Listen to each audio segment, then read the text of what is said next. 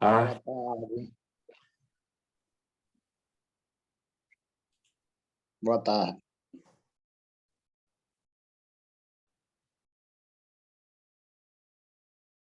Boa tarde.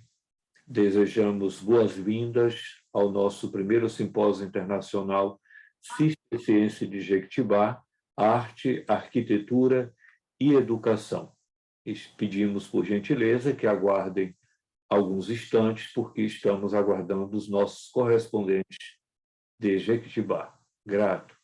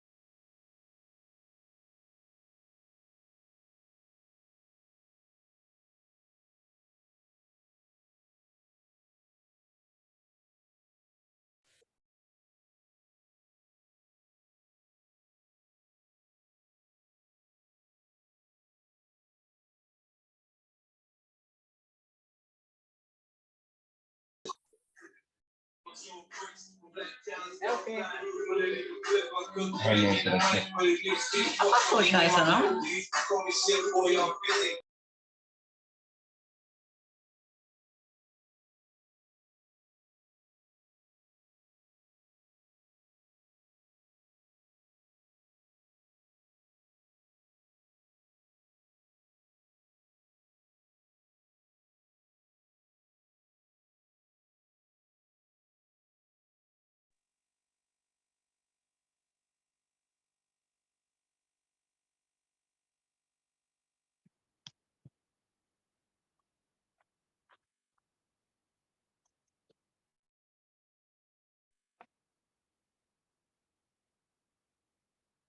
Boa tarde. Estão me ouvindo bem? Ok, irmão Bernardo. Então, vamos dar início, né, a nossa parte da tarde, nas nossas conferências. Daqui a pouco o Padre Basílio deve estar entrando, mas desde já gostaria de reiterar a minha alegria de podermos estar assim promovendo este evento tão grandioso. Como eu dizia ontem ao Dr. Everaldo em off, né? Nós fizemos uma reunião logo depois das conferências da noite, já preparando esse dia, esse último dia, desse momento ímpar na nossa vida, enquanto monges, enquanto acadêmicos. E eu dizia ao Dr. Everaldo da minha alegria, né, da alegria de toda a comunidade, mas também da responsabilidade que só cai a ficha na hora que começa, né? Antes nós preparamos, ano passado, um seminário, né? Queríamos ficar aqui, talvez pensamos um pouco pequeno, né? Quisemos fazer algo voltado para Jequitibá, para anunciarmos mais a sua história, falarmos um pouco mais da sua história, que é tão bonita, mas o Dr. Everaldo, né, nos instigou, já no final do seminário, a darmos continuidade. E nós pensávamos em dar continuidade ao seminário, pensando ainda muito pequeno, né, voltado aqui para Jequitibá. Mas Dr. Everaldo nos instigou a pensar mais alto, a voar mais alto, a, como diz Jesus no Evangelho, a avançar para águas mais profundas, né? E nós avançamos. Nós idealizamos aí esse simpósio, né, internacional. Não quisemos fazer mais nem nacional, né? Já foi internacional. E preparamos tudo, né, durante aí vários dias, várias pessoas ajudando, só que só nos demos conta da responsabilidade e da grandiosidade desse evento quando realmente ele começou, né? É claro, algumas coisas, né, não aconteceram como nós queríamos, mas aconteceram como era para ser.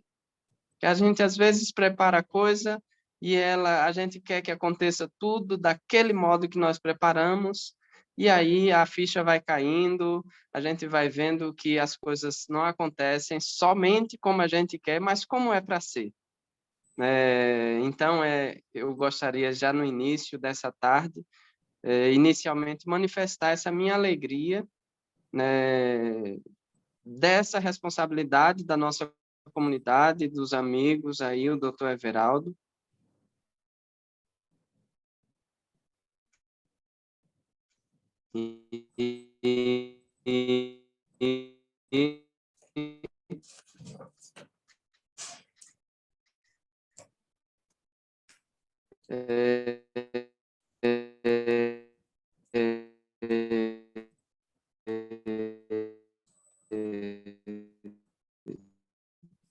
Dizer que toda a comunidade está muito feliz, muito satisfeita.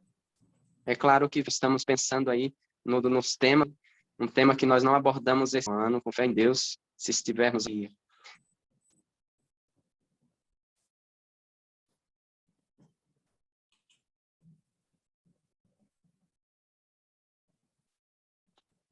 Estão me ouvindo? Agora sim. Sim. Bom, deu uma quedazinha. E sem mais delongas, né, eu gostaria já de apresentar para todos vocês, né, já chamando este grande homem para fazer esta conferência, com o tema A Educação como Projeto de um Homem Santo. Nosso conferencista é o Padre Basílio, nosso irmão Basílio, lá do Mosteiro Cisterciense de Itaporanga.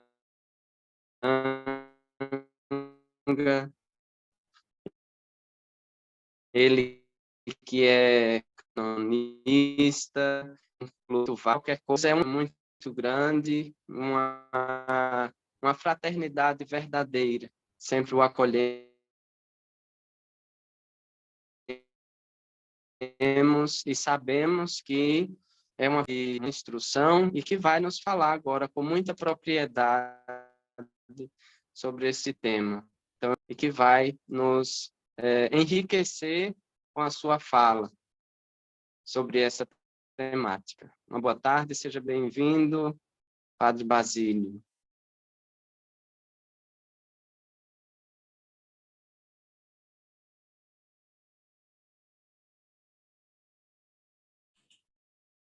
Gentileza, o microfone do Padre Basílio.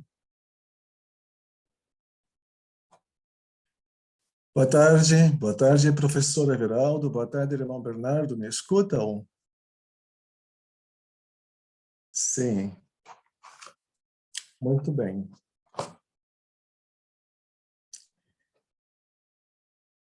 Já podemos começar, falta ainda 3 minutos.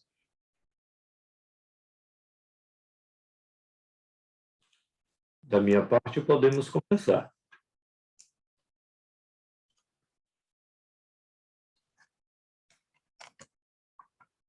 Só para a nível de informação. Também agora, sim.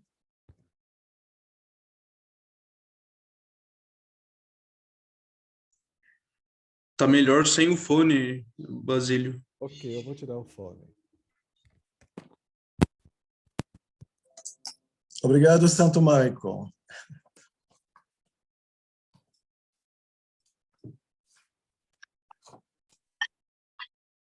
Bem, eu gostaria inicialmente de saudar a todos Simpósio Internacional Cisterciense de Jequitibá com o tema Arte, Arquitetura e Educação. E depois de acompanhar as conferências da quinta-feira, do dia de ontem, hoje pela manhã não me foi possível acompanhar, mas eu confesso que fiquei muito enriquecido com tudo aquilo que escutei. E, de fato, para mim, muitas questões levantadas, abordadas com muita responsabilidade e profundidade, era para mim como uma anamnese nas aulas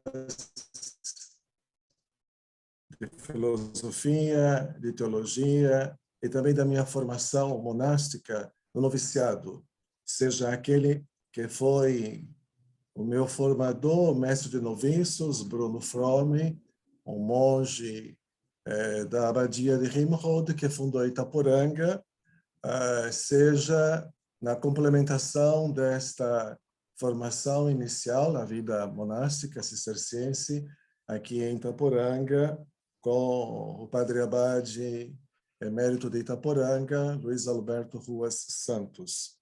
Eu gostaria muito de dizer, no início da abertura desta conferência, que depois de tantas coisas que escutei, eu penso que a grande riqueza deste simpósio internacional é, sobretudo, um grande louvor a Deus, que se eleva a partir de Jequitibá, em sintonia com as demais comunidades monásticas, cistercienses, beneditinas, pelo Brasil, pela América do Sul, pela Europa.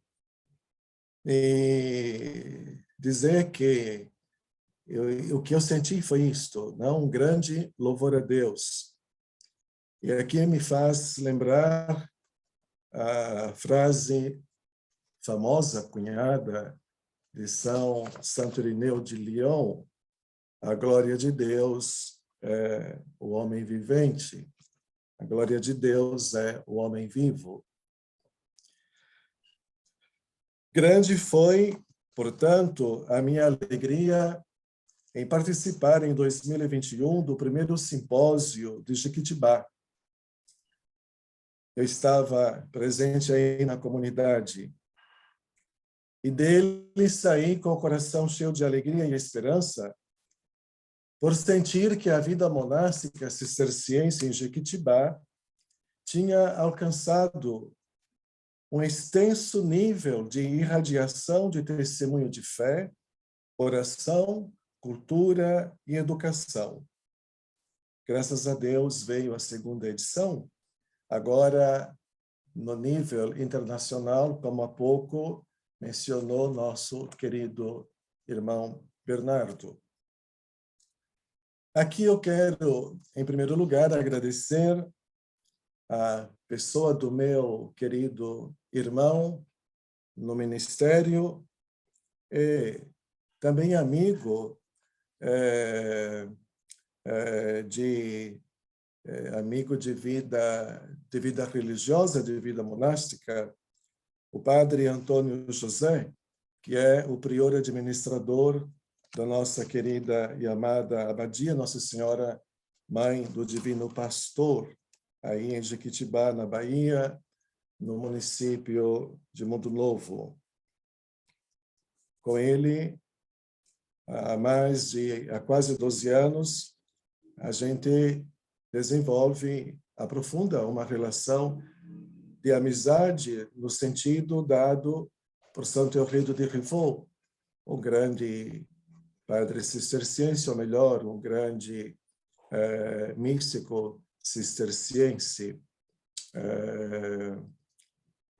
através do Tratado da Amizade Espiritual, quando ele diz que a verdadeira amizade é aquela onde há espaço para uma terceira pessoa, que no caso é a pessoa de Cristo. E assim, Jesus Cristo me une fraternalmente a Padre Antônio José, a comunidade de Jequitibá, porque todos que estão na comunidade são meus amigos, bem como a pessoa de Cristo me une em amizade fraterna e carinho ao povo de Jequitibá, na estação, na fazenda, e aos que chegam aí no mosteiro e na paróquia Nossa Senhora, Mãe do Divino Pastor. Imagino que lá no auditório estejam, irmão Bernardo, pessoas acompanhando a conferência, sim? Então, aos que estão no auditório, o meu grande abraço. Eu não vou mencionar os nomes, porque corro o risco de não ser justo, porque pode me falhar a memória nesse momento. Mas seria uma alegria muito grande poder estar aí, mas com esses recursos que a pandemia apressou, nós podemos também nos fazer presencialmente, mas agora nessa modalidade virtual. Assim, eu queria falar da minha primeira impressão, depois de ter escutado tantas coisas bonitas sobre a arte cisterciense, inclusive a leitura teológica com enfoque que foi dado na construção da igreja abacial, na construção do próprio mosteiro. E eu gostaria também de dizer qual foi a primeira impressão que eu tive quando eu cheguei aí a Jequitibá e entrei nessa estrada de terra que chega até a portaria do mosteiro. Se a primeira impressão é a que fica, em mim ficou a impressão de ter encontrado a Arca de Noé sobre o Monte da Graça, aí em Jequitibá, quando avistei com meus próprios olhos o mosteiro desde a estrada que dá acesso à Abadia Nossa Senhora Mãe do Divino Pastor, por ocasião de um capítulo da nossa Congregação Brasileira dos Cistercienses aí realizado.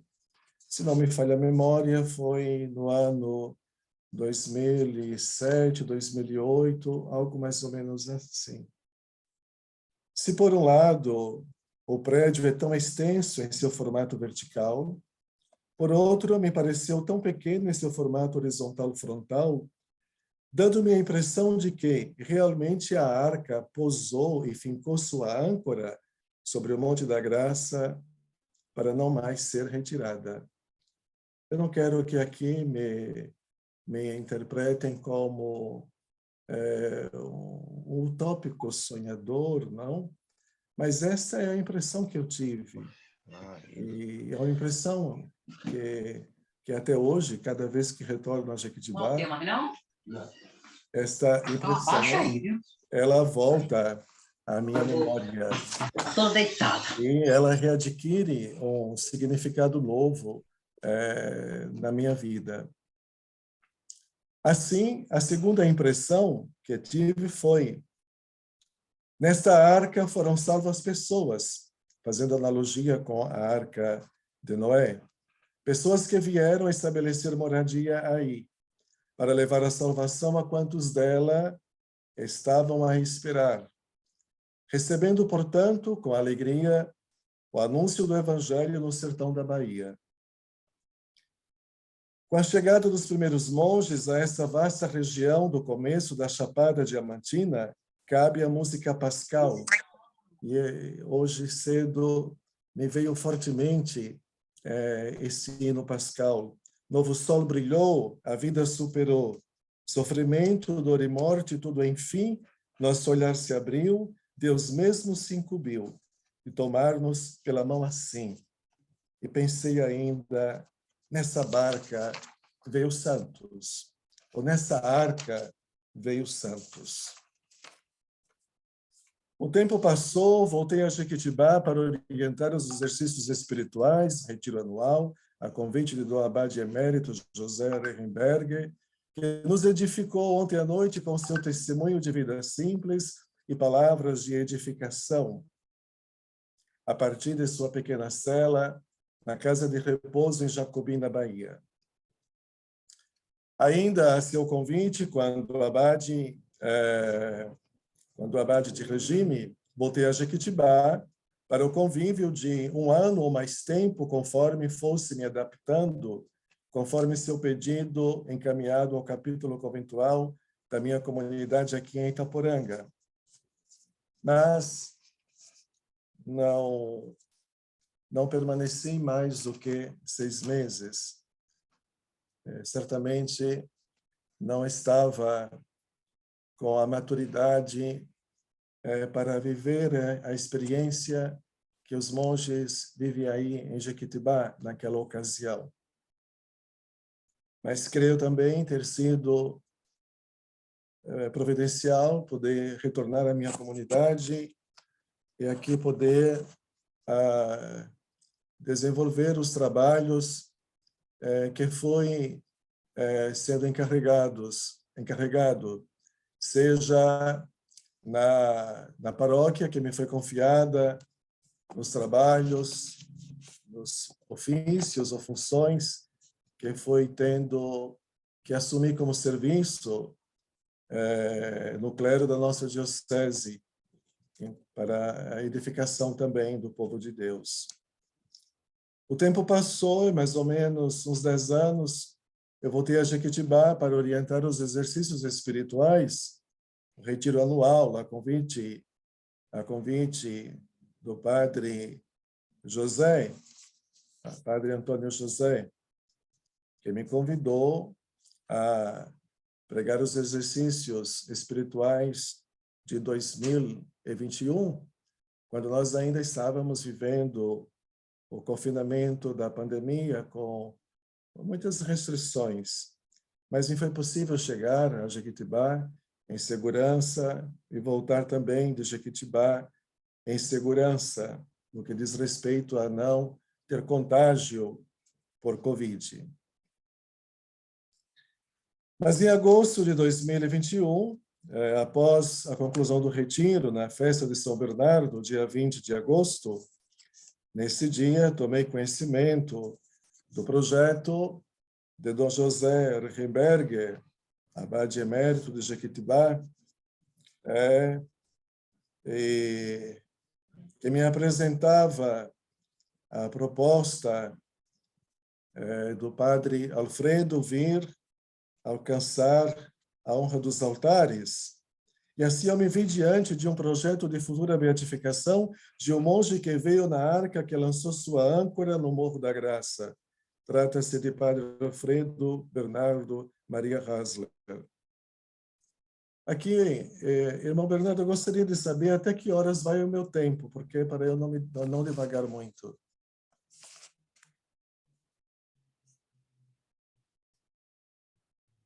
Professor Everaldo, até que horas vai o meu tempo?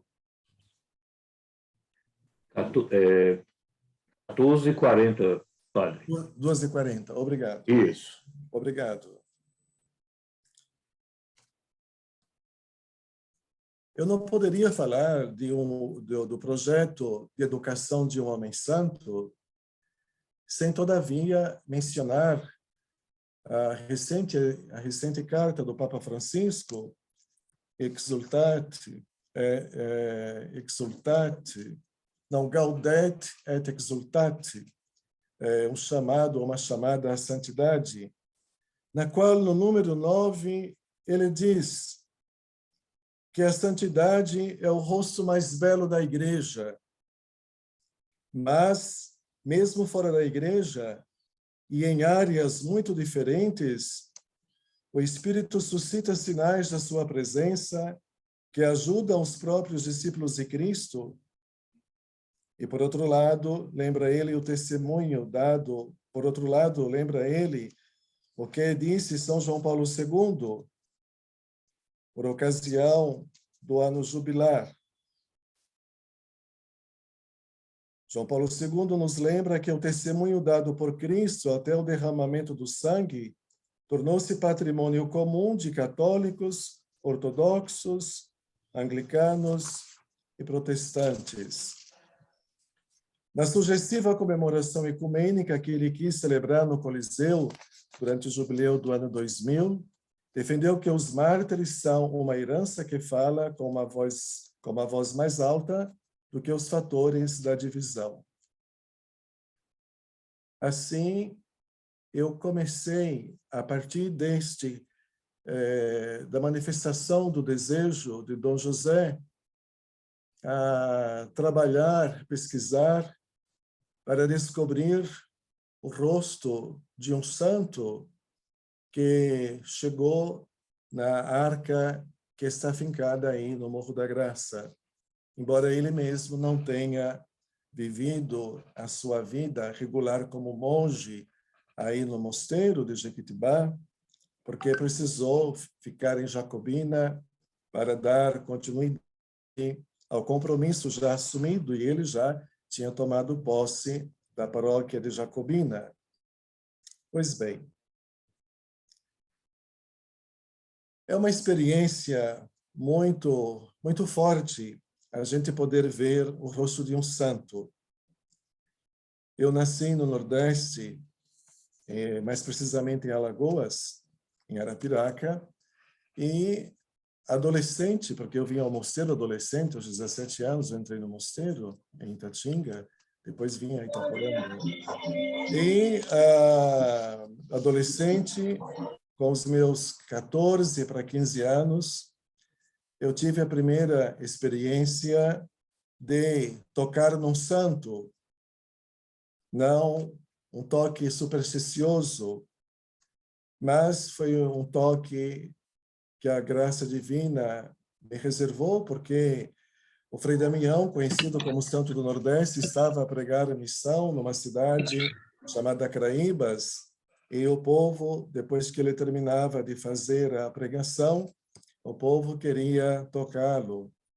E assim o Frei Fernando, seu companheiro por 50 anos de missão, que sempre cuidou dele, tinha um grande cuidado para que Frei Damião, não obstante sua sua fragilidade física, não viesse a sofrer nenhuma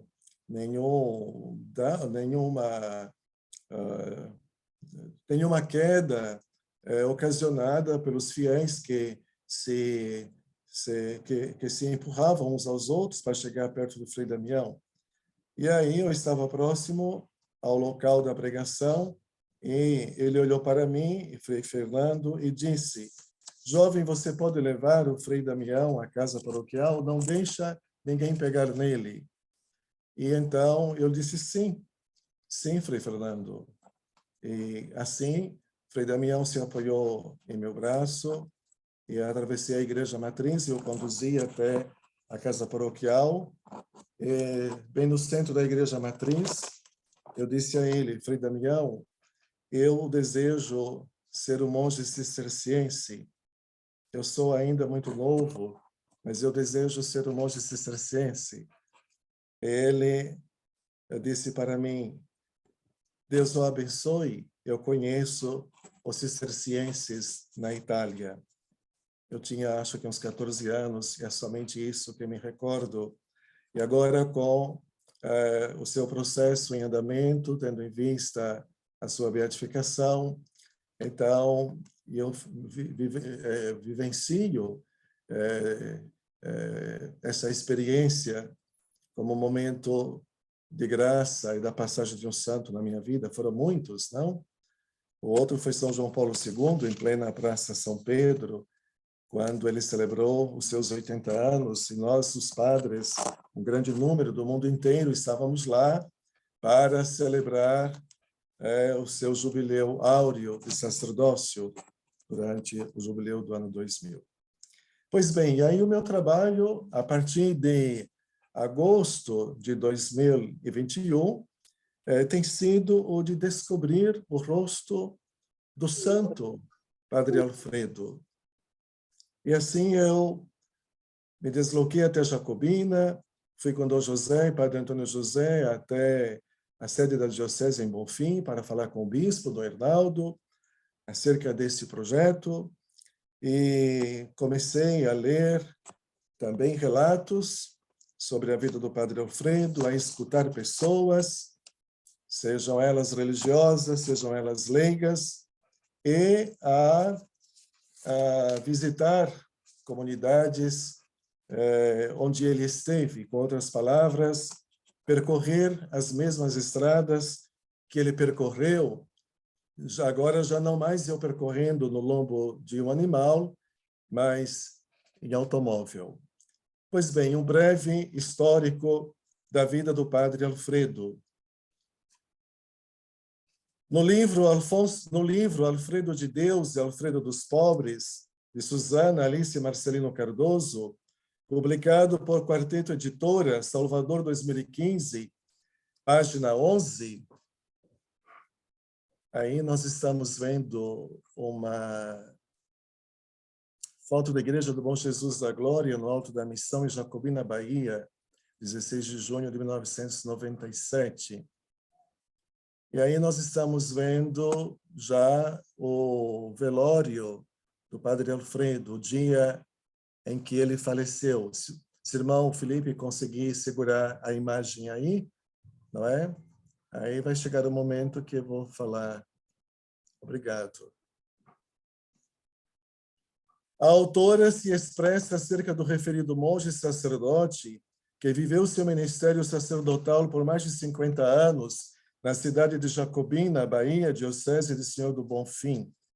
A passagem de Padre Alfredo Hasler, Sagrada Ordem Cisterciense por Jacobina, marcou de forma significativa a história do município e a vida dos católicos da região. Jovem sacerdote, ordenado há poucos anos, deixa a Áustria e vem ao Brasil, designado para Jacobina, no estado da Bahia, e assume essa nova terra como sendo sua segunda terra natal, aí permanecendo, sem dela nunca se afastar, até o fim da sua vida. Nasceu Alfredo Hasler no dia 5 de agosto de 1907, em Heiligenkreuz, sendo batizado com o nome de Bernhard Maria Hasler, pelo padre Teobaldo Kreppel Ossisti, aos 13 de agosto do mesmo ano, sendo ele o caçula dos oito filhos dos pais Josef Hasler e de Ana Melanie Hasler. Recebeu o sacramento da Crisma em 21 de maio de 1918, em Viena, na Áustria, na Stephansdom, Catedral de Santo Estevão. Desse modo, Bernhard Maria Hasler cresce nos arredores da abadia cisterciense de Heiligenkreuz, onde seu pai exercia a função de sacristão. Seus estudos, o curso primário em Heiligenkreuz, cursou o primário em Heiligenkreuz, e em 15 de setembro de 1918, iniciou o curso ginasial no Colégio dos Padres Jesuítas em Freiberg, em Linz, que é cidade lá da Áustria, acho que é capital, sendo que o último ano ginasial concluiu com os monges beneditinos do mosteiro de Kremünster, igualmente na Áustria, aos 18 de junho de 1928. Só peço desculpa se alguma pronúncia não vai sair boa. Sua universidade, em 1929, ingressou na Universität zu Innsbruck, na Áustria. Falemos agora da vida cristã e da vocação desse homem de Deus. Seus pais moravam numa casa simples, nas proximidades da abadia de Heiligenkreuz, onde, por 24 anos, exerceu o ofício de sacristão, o que lhe permitiu dar uma boa formação religiosa aos seus 8 filhos que, mesmo com a morte do pai em 1929, sua mãe, Ana Melanie Hasler, conseguiu com muitos sacrifícios, orações e disposição abnegada, educar seus filhos na tradição cristã, onde o menino Bernardo Maria bebe a mística paz de Deus. Neste livro aqui, O Missionário do Sertão, eu cito essa passagem. Está na página 8 desse livro. A gráfica rápida de Jacobina, em agosto de 1999,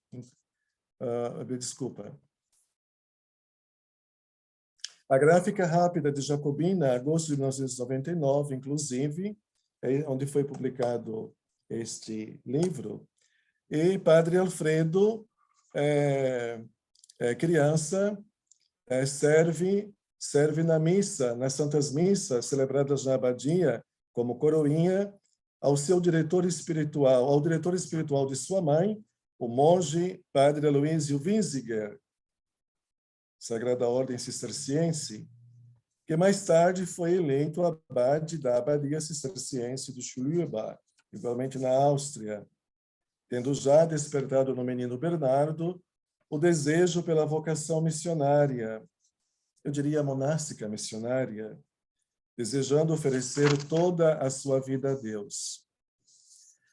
O mesmo abade, Aloysio Winziger, ao assumir seu ofício abacial, faz em pouco tempo com que o mosteiro do qual é abade irradie um grande espírito de renovação monástica e missionária, propondo ao Capítulo Geral da Ordem, em 1925, a ideia de que a Ordem cisterciense assuma também o ideal missionário.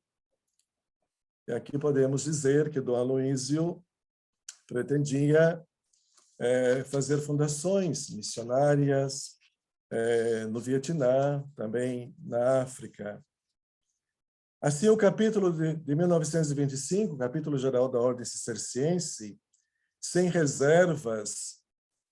apoiou sem reservas o programa de missões estrangeiras em grande escala propiciado pelo Papa Pio XI, e buscou também como uma comunidade monástica poderia realizar atividade missionária sem sacrificar suas características básicas.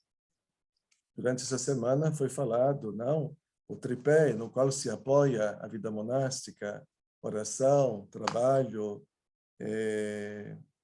estudo. Pois bem, essa difícil tarefa encontrou um promotor diligente, o abade Aloysio Wiesinger de Chuluiaba, cujo mosteiro se converteu de imediato ao centro desse movimento missionário. O abade informou no capítulo geral extraordinário de 1927 sobre o resultado de suas pesquisas relacionadas com a América do Norte e do Sul, e o trabalho começou de imediato. Ou seja, de imediato já vamos ter monges que vão sair de Chuluiaba aos Estados Unidos e depois chegam ao Brasil, mais precisamente à Bahia, em 1938. O ideal missionário por uma vocação austera levou o jovem Bernardo Maria Hasler a encontrar na figura carismática de Dom Aloysio Wiesinger uma luz confirmante de sua vocação. E assim, sua entrada se dá na Abadia Cisterciense de Chuluiaba em 14 de agosto de 1928, recebendo o hábito de noviço das mãos de Dom Aloysio Wiesinger e recebendo, portanto, o nome de Alfredo, fazendo a sua profissão monástica, os primeiros votos monásticos, segundo a regra de São Bento, conversatio morum, obediência e estabilidade, conforme o capítulo 58 da regra de São Bento. Após a sua profissão monástica, vai estudar filosofia e teologia na Universidade de Innsbruck, morando com os jesuítas na Casa Internacional Canisiano, encontrando-se, portanto, num clima universal e missionário, estudioso e piedoso, onde cultivava a devoção ao Sagrado Coração de Jesus, bem como já assumia problemas sociais, tornando-se, inclusive, membro ativo da Conferência Vicentina, com o objetivo de ajudar os pobres dos arredores de Innsbruck, o que o marcará para toda a sua vida. Esta proximidade e cuidado dos pobres.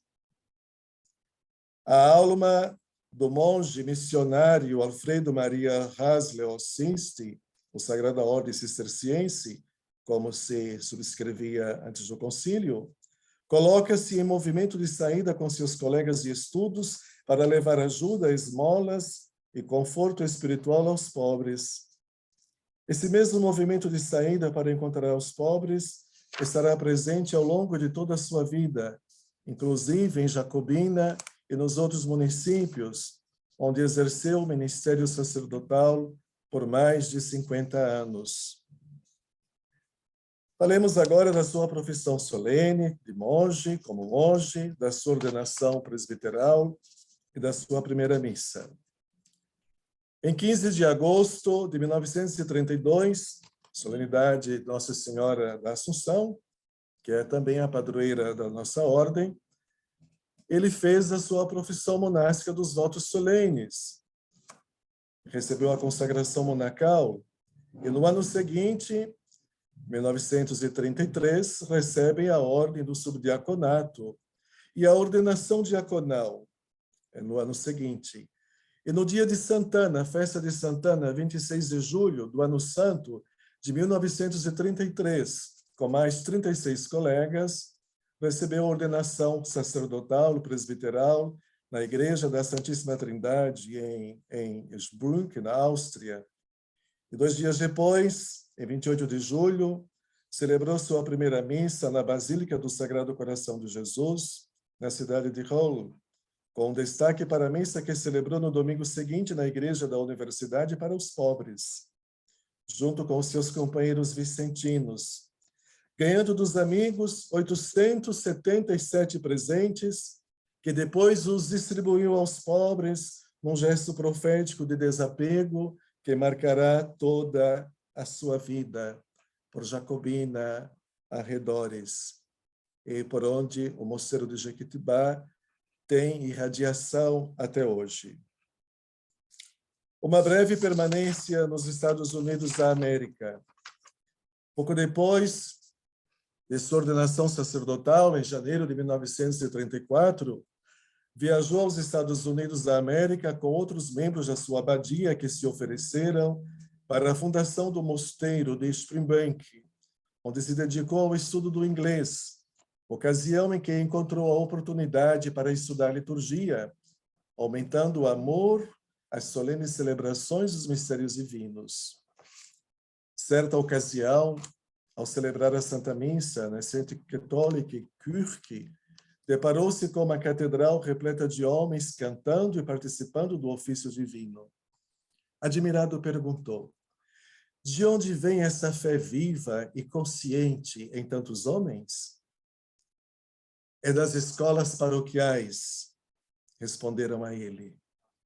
Dom José Reichenberg, ele me fala com muita vivacidade dessa pergunta do padre Alfredo, que fica encantado ao ver estes homens cantando, rezando de um modo tão bonito, e também interpreta muito bem a pergunta que faz o padre Alfredo e, ao mesmo tempo, a resposta do povo é das escolas paroquiais.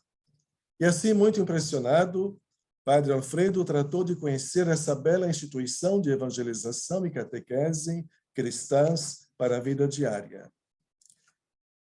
E é isso que vai despertar nele o projeto de fundar escolas paroquiais. Porque um santo, ele não quer ser santo sozinho. E não é possível ser santo sozinho. O santo só se torna santo partilhando a sua vida com os seus irmãos, vivendo as alegrias, o sofrimento e a esperança do seu povo.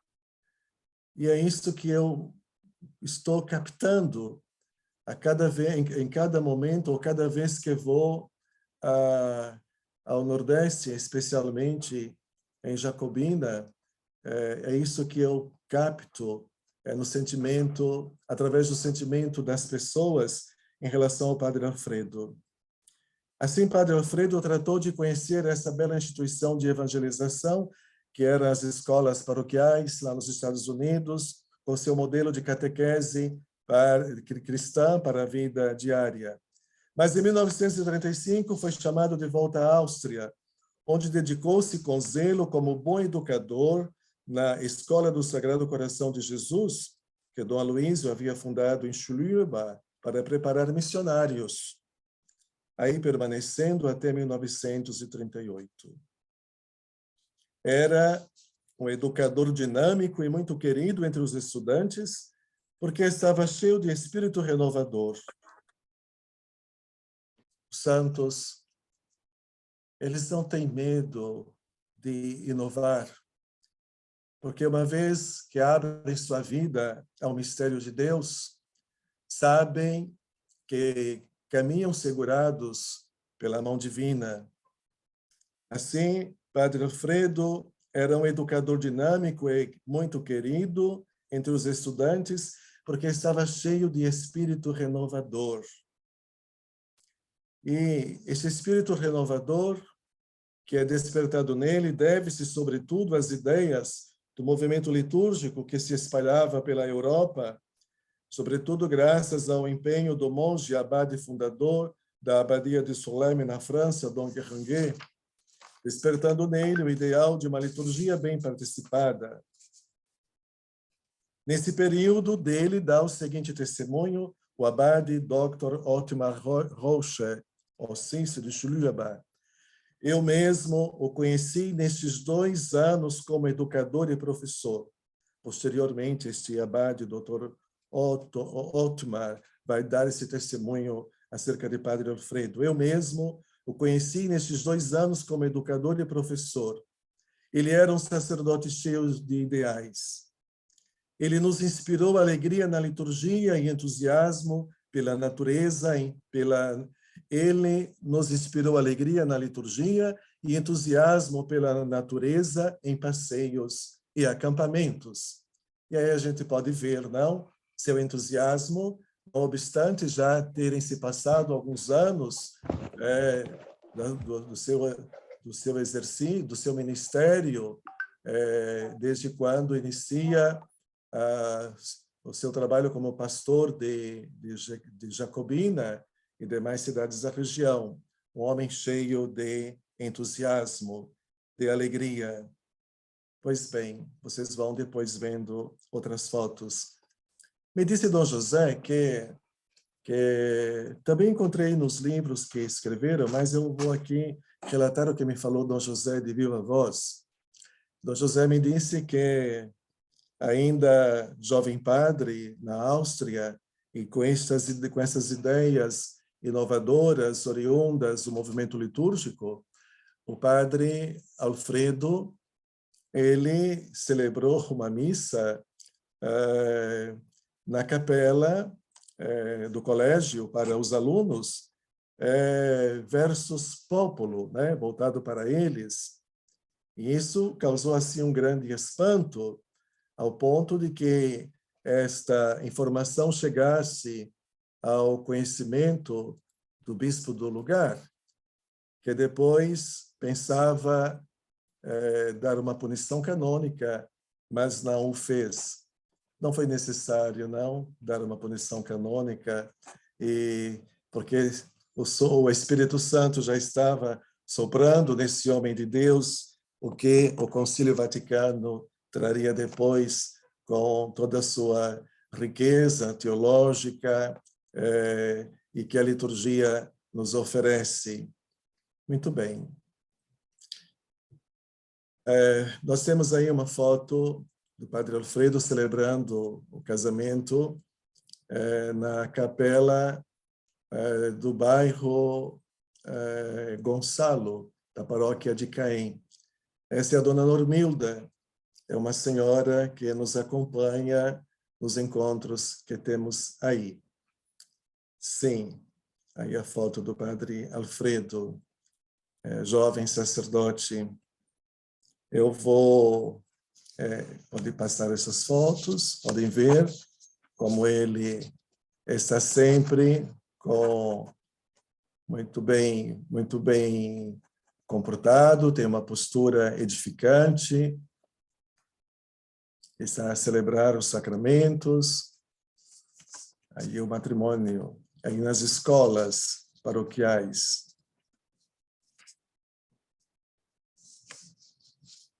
Bem, talvez podemos parar um pouco nessa foto, irmão Felipe. Em 1938, vamos falar agora da sua presença no Brasil, sua chegada ao Brasil. Em 1938, chegou ao Brasil no dia 11 de abril, em Salvador, capital do estado da Bahia. De coração desapegado de tudo, inclusive de seus familiares, com os quais manteve sempre contatos com os meios de que dispunha na época, ao despedir-se da sua mãe, disse-lhe até o céu, pois não mais retornou ao seu país de origem, nem mesmo por ocasião da morte da mãe. Quando esta faleceu e já se encontrava ele em Jacobina, mandaram-lhe de Heiligenkreuz um punhado de terra de sua sepultura, que ele conservou por toda a sua vida. E depois, lendo ontem algo mais sobre a sua vida, ele compartilha um pouco dessa terra do túmulo da sua mãe com um grande amigo seu, que vai ser o seu grande colaborador no processo de criação das escolas paroquiais em Jacobina. No momento aqui não me vem o nome, mas pode ser que depois apareça o nome. E ele teria dividido um pouco dessa terra com este amigo para dizer o quanto o coração da sua família estava no coração do seu amigo e como o coração do seu amigo estava no seu coração de pastor e no coração do povo da Áustria, que muito colaborou para a construção das escolas paroquiais, de Jacobina, das cidades circunvizinhas, e das igrejas, não? Das igrejas que Padre Alfredo construiu.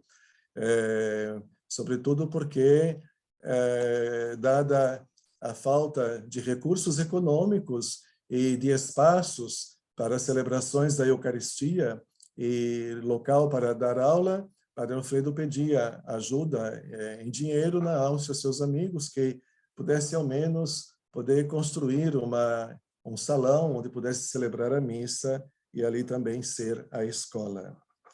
Assim, chegando em Jacobina, na companhia do padre Adolfo Lukasser, tomou posse como pároco da paróquia Santo Antônio aos 11 de setembro de 1938. Vigário ecônimo da paróquia de Miguel Calmon, de 11 de nove de 38 a 21 de julho de 1942. Da paróquia de Riachão de Jacobina, 1 de 1 de 41 a 13 de 1 de 1957. Como pároco, deu assistência aos seus paroquianos, num trabalho intenso de evangelização, que lhe exigia percorrer distâncias muito grandes, com deslocamentos necessários para visitar toda a área do município.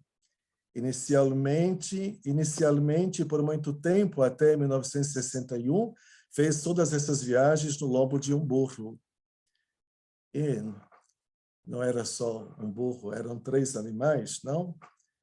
Um que transportava o padre Alfredo, o outro que transportava o sacristão e o outro que transportava as malas, com tudo que era necessário à celebração da Eucaristia, e também remédios, porque Padre Alfredo entendia, digamos assim, de primeiros socorros, talvez um pouco mais, porque parece ele estudou um pouco medicina, teria iniciado o curso de medicina, mas me parece que não concluiu. Eu preciso voltar a confirmar essa informação. Mas o fato é que ele tinha um pouco de conhecimento nessa área e tinha uma boa relação de amizade com os médicos em Jacobina, e estes lhe davam amostra grátis para que ele, escutando as pessoas falarem de suas dores e suas enfermidades, pudesse dar a medicação adequada, bem como auferia a pressão das pessoas, socorria em momentos de extremo risco de vida para uma gestante, por exemplo, que estava tendo um parto difícil, e às vezes acontecia dele estar passando e deixou, certa ocasião, de ir celebrar a missa para colocar esta senhora no seu carro e ele mesmo transportá-la até Jacobina, onde se realizou o parto, ele mesmo rezando sobre a barriga dessa mulher grávida. Uma delas me contou na capela de Gonçalo, onde lá também ele construiu uma escola paroquial, de onde a dona Normilda filha dessa comunidade, não? Essa senhora me disse que estava para dar à luz e estava sofrendo com muitas dores, e assim mandou avisar ao Padre Alfredo, e Padre Alfredo reza por ela, Padre Alfredo reza por ela, ela volta para casa, toma os remédios que precisava, e depois ela tem um parto normal. O fato é que as pessoas começaram a perceber que tinha algo de mistério no Padre Alfredo, que era um homem santo, porque em suas dores as pessoas pediam que ele rezasse e elas alcançavam a cura para suas dores. As que tinham parto, as que tinham uma gravidez com muitos sofrimentos ou complicações no parto, Padre Alfredo interferia de alguma forma, rezando, tocando a barriga, e esses partos aconteciam depois de um modo tranquilo, não, sem nenhum prejuízo e risco à vida da mãe ou da criança. Há também relatos de que Padre Alfredo chegava para celebrar as missas, e era um período de muita seca, de muita estiagem, e Padre Alfredo dizia, vamos rezar para pedir chuvas, e ao final da celebração acontecia de chover. E eu escutei as pessoas relatarem isso. Então, não é uma história de carochinha que se conta, mas eu escutei isso de pessoas que ainda vivem, não? E que escutaram o Padre Alfredo convidá-las a rezar para pedir chuva, e depois da missa veio a chuva. Escutando uma pessoa falar de um santo esses dias, ele disse, olha, eu convivi com essa pessoa, meu confrade, mas nunca percebi assim que fosse tão santo como se fala. Mas, na verdade, os confrades, a gente não consegue perceber. Não, a gente não consegue perceber, é o povo que percebe. E o povo percebe como, não? No Padre Alfredo, como perceberam a sua santidade, na sua capacidade de renúncia, na sua capacidade de sacrifício, de se alimentar pouco, porque tinha também o jejum, não? Conforme prescrito pelo Concílio de Trento, que não se alimentava da meia-noite até ao meio-dia do dia seguinte, porque se tinha que celebrar a missa em jejum, e no período da manhã se atendia as confissões, se celebrava a missa, os casamentos, etc. Então, o padre só ia se alimentar mais tarde.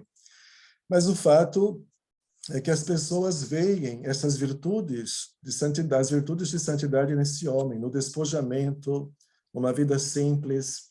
Alguém me disse, o Padre Alfredo gostava muito de chocolate, mas eu fiquei pensando, mas se ele gostava de chocolate, porque eu acho que não está uma coisa muito certa, porque ele renunciou a tomar café, porque café era um item precioso no seu país, e por ocasião da guerra, sua família ficou privada, e ele encontrou 3 grãos de café no chão, provavelmente do navio que vinha ao Brasil, e ele conservou esses 3 grãos consigo, não com o propósito de nunca tomar café, não porque não gostasse de café, gostava muito, tomava leite, não porque era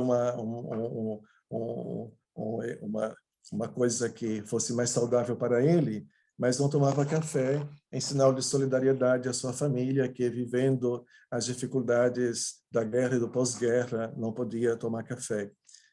Mas também se alimentava frugalmente, não tinha exigência com nada, não dormia em qualquer lugar que lhe oferecia. Escutei o testemunho agora dessa última vez da filha de uma senhora que lavava suas roupas. Essa filha mora no Laje do Batata, eu acho que é assim o nome. E ela me disse que sua mãe morava em Jacobina, lavava as roupas do Padre Alfredo, e quando ele retornava dessas desobrigas, desses trabalhos pelas comunidades rurais, porque levava dias lá dentro, não? E ele vinha com a sua batina toda suja, né? Muitas vezes cheia de carrapato, de pulgas. Ele não tinha uma vida confortável e aceitava ter uma vida assim, não? Para estar próximo do seu povo também, que sofria, que não tinha conforto. E as pessoas tinham receio de levá-lo à sua casa, não? Porque se consideravam tão pobres, não? Mas ele mesmo aceitava toda a hospitalidade que lhe era dada, né? E era muito grato com o carinho de todos, não? Mas o Padre Alfredo, se gostava de chocolate, ele fazia que gostava, mas era para distribuir às crianças. Me disse uma outra jovem lá em Jacobina, após a missa do 7º dia de uma irmã. Eu gostava de ir à missa e também de cumprimentar o Padre Alfredo após a missa, porque ele tinha chocolates. E antes de ele colocar a mão no bolso, a gente já colocava a mão no bolso da batina dele e já tirava chocolate.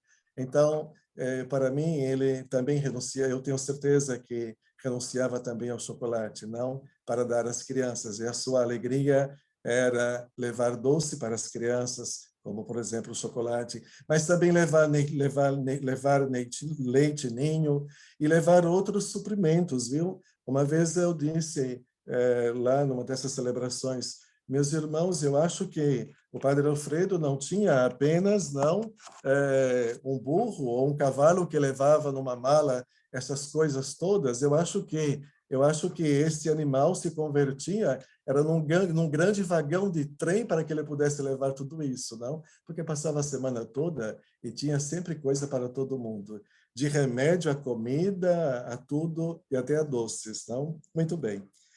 E agora nós vamos falar das escolas paroquiais, que é o projeto de vida do nosso Santo Padre Alfredo. Nós temos 10 minutos. Seu espírito de educador o fez desenvolver no Brasil, em Jacobina, o maravilhoso trabalho das escolas paroquiais, de onde saíram numerosos jovens que aí se formaram e com isso se firmaram pela vida fora. Contando para a realização desse projeto, aqui vem o nome desse senhor que recebeu um pouco de terra do túmulo da sua mãe. Com a colaboração de José Marcelino da Silva e professora Felicidade de Jesus Magalhães, senhora Dalila Teixeira Santos e, posteriormente, das Irmãs do Divino Espírito Santo. Foi ele o fundador de uma congregação também. Eu não sei o que eu fiz aqui, voltei ao normal.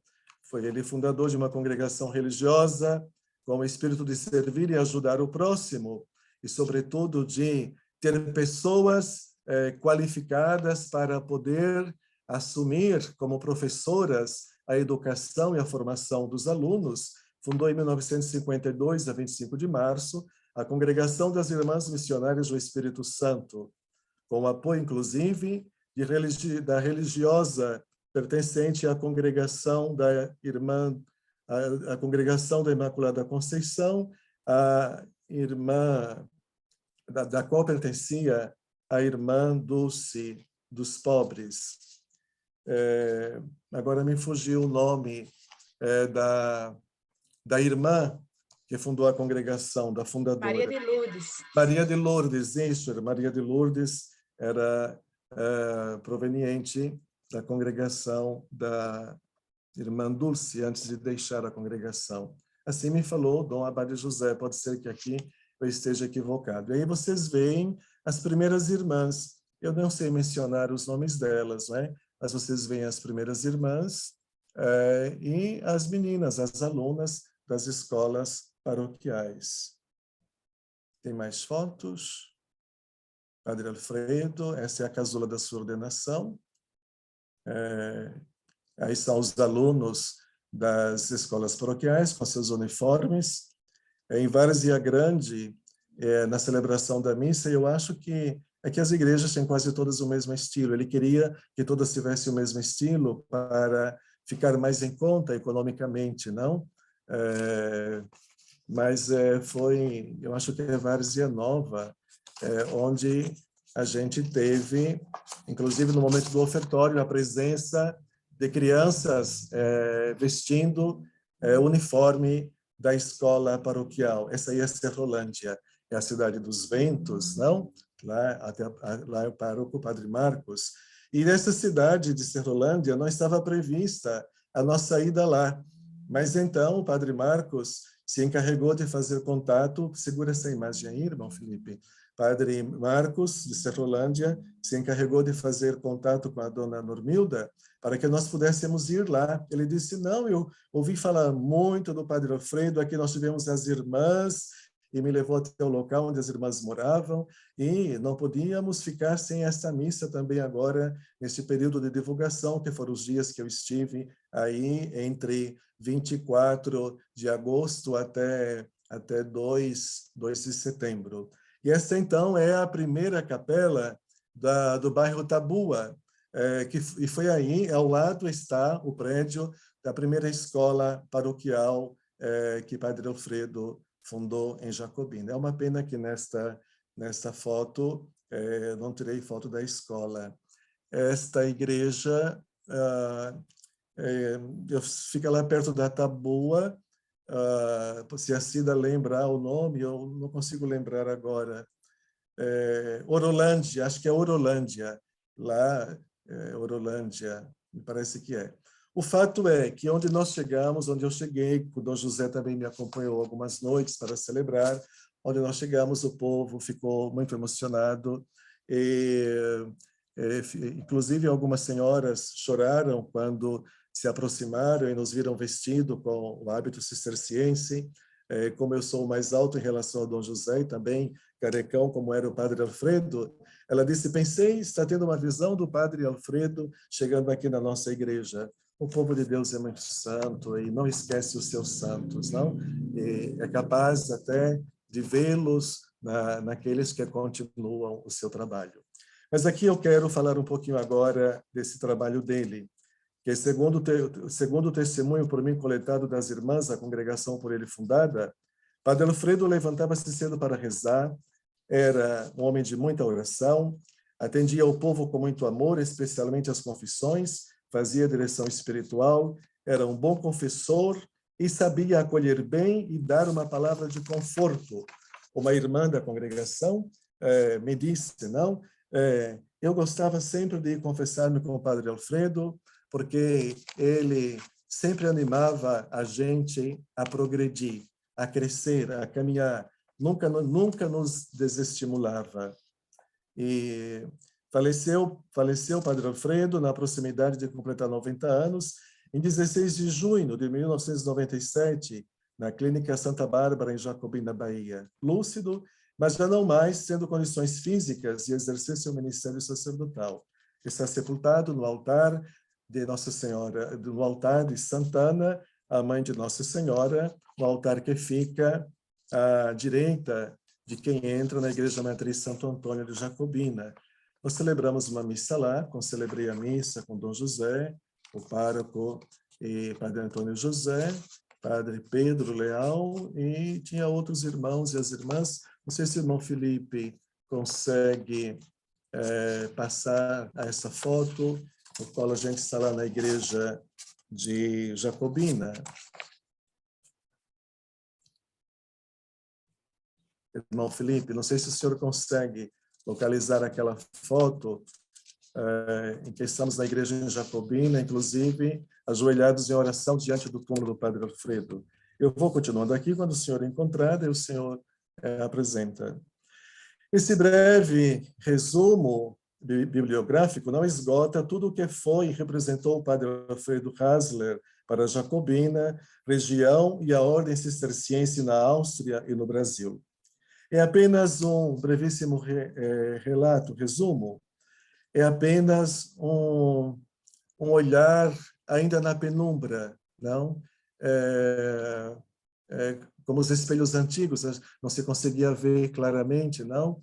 Porque temos muita coisa ainda a descobrir do Padre Alfredo, para realmente reconhecermos no seu rosto, o rosto transfigurado de Jesus, que ama os pobres, abraça os pobres e ensina os pobres o caminho das bem-aventuranças para a santidade. Bem, dele existem duas obras, essa que eu já falei, a obra Alfredo de Deus, Alfredo dos Pobres. E dele temos também um filme no YouTube, um vídeo no YouTube com o título Missionário de Padre Alfredo Hasler, Missionário de Corpo e Alma, disponível também no YouTube. O santo, que tinha um projeto de educação, foi educador, protetor dos pobres e desassistidos e, sobretudo, missionários de Deus nas terras do Brasil. A figura do Padre Alfredo tem o perfil dos santos, a solidariedade dos corações generosos e o amor pelo próximo, que só os homens de Deus e as mulheres de Deus também são capazes de manifestar. Sua presença permanece como marca indelével, viva entre todos nós, porque ele é o nosso Santo Padre Alfredo de Jacobina. Assim escreve a autora do livro Alfredo de Deus, Alfredo dos Pobres, a página 61. Em sua oração sacerdotal, falando agora para fechar da educação como projeto de um homem santo, eu só tenho um minuto, em sua oração sacerdotal, capítulo 17, 1, Jesus reza dirigindo-se ao Pai: Pai, chegou a hora, glorifica teu Filho, e ele dê a vida eterna a todos os que lhe deste. Ora, a vida eterna é esta, que eles te conheçam a ti, o único Deus verdadeiro, e aquele que enviaste Jesus Cristo. João 17:3. Um dos seus biógrafos afirma: Padre de Alfredo encontra um povo religioso, mas analfabeto e com poucos conhecimentos do catecismo e dos sacramentos. A constatação da realidade sofrida do povo o leva a pensar na criação das escolas paroquiais, como de fato se deu com o apoio dos amigos em Jacobina e Áustria, com inspiração no modelo das escolas paroquiais americanas. Disciplina. Um homem de vida disciplinado levou a disciplina para as escolas porque acreditava, creio eu, a disciplina ajuda a formar os santos, os amigos de Deus. Aqui já sou eu que estou falando, não? Eu espero estar aplicando isso na minha vida. Assim, um santo monge, missionário e educador rumo aos altares. Padre Alfredo, um santo monge, missionário e educador rumo aos altares. Aí estamos diante da sepultura do Padre Alfredo, sob o altar da Senhora Santana, na Igreja Matriz Santo Antônio, em Jacobina. Eu estou à direita, depois de mim está o Padre Antônio José, ao lado esquerdo está aparecendo o irmão Marcos, e do outro lado o Padre Abade Emérito do Jequitibá, José Reichenberger. Aí tem outras fotos aí dessa mesma missa, irmão. Essa foto só vai poder ir passando agora, né? Essa foto é na primeira capela de Gonçalo, aí é em Jacobina, belíssimo altar, não? Pode passar. Essa anterior é a capela do Gonçalo, onde também lá ele fundou escolas. Quer dizer, escolas em todos os lugares, em todas as comunidades. Também é Jacobina. Sim, já vimos esta. Ok, terminou? Se terminou, tudo bem, pode ir. Ok. Na verdade, foram 10 dias de intensa atividade que eu tive, estando lá em Jacobina, visitando essas comunidades, celebrando a missa. Foi uma experiência muito rica. Eu não conseguiria descrever aqui tudo o que experimentei, mas o que eu disse há pouco, não? Estou limpando, não? Limpando no sentido positivo, né? No sentido de eu mergulhar na história e nos testemunhos credíveis de muitas pessoas que conviveram com ele, e assim, creio, está descobrindo o rosto de um santo. E o seu trabalho na educação, na missão, na evangelização, nos faz perceber que este rosto brilhava, iluminava como o de Jesus. Olha, eu quero agradecer a todos, não é, por esta importante oportunidade de estar aqui. Eu vejo Dom Mainrado ali na telinha. Um grande abraço ao senhor, Dom Mainrado. Tenho grande admiração pelo senhor. Agradeço a Cida, que vejo também, não é? Irmão Bernardo, professor Everaldo. Deixa eu ver aqui se eu vejo outros. Não, os outros estão com a telinha fechada, quer dizer, com a câmera fechada, mas tudo bem. Então, meu abraço a todos.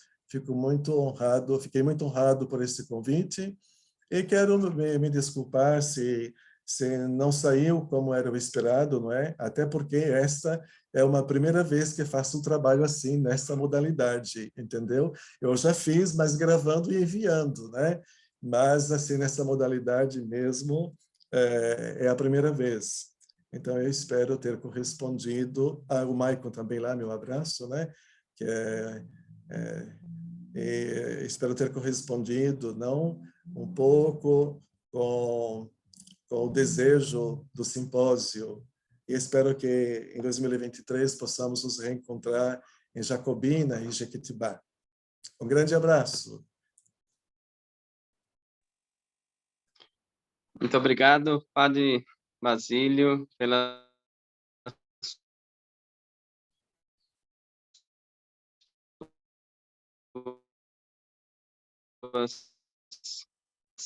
delas. Me ouvem? Normal? Muito, muito mal.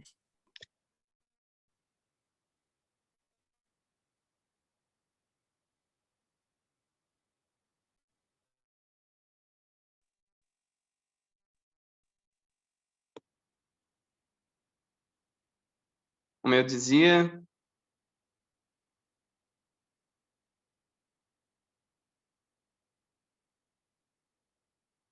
Agora eu escuto, irmão Bernardo. pronto, Sim. é a internet oscilando. Aham. Então, nós ainda temos um tempinho, né? Então, já tem algumas pessoas aqui se manifestando, querendo fazer algumas perguntas, alguns, quem sabe, mais contribuições.